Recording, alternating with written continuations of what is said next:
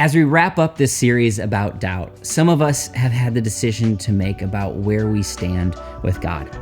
As we have learned over the last 3 weeks, God wants us to ask questions and explore our faith. But what happens if we don't get all the answers to our questions?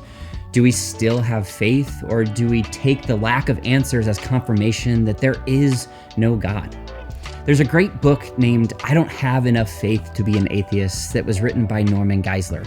In this book, he argues that Christianity is not only more reasonable than all other belief systems, but it is indeed more rational than unbelief itself. In the book, he dives deep into the science of God and the philosophical arguments about whether God can exist.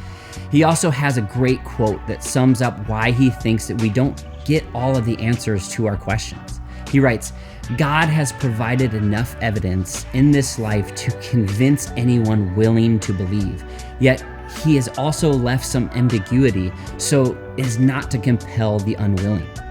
The beautiful thing about God is that he has given us free will. He isn't interested in forcing us into a relationship with him. He wants us to choose to believe. That's what I love so much about this quote.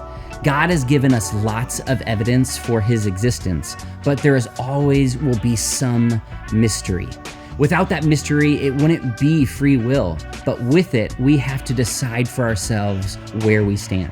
The reality is, we will never get all of our questions answered because God is bigger than we can comprehend. And he should be, right?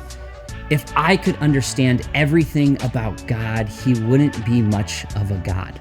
Our choice to have faith is understanding that we're worshiping a God much bigger than our own intellect. I pray that as you reflect on your own faith, you can come to a decision about where God stands in your life. I encourage you to continue to ask questions and explore. Know that the mystery of God shouldn't be an obstacle, but rather a wonderful reminder of our free will. God is longing to be in relationship with you. You just have to be willing to accept it.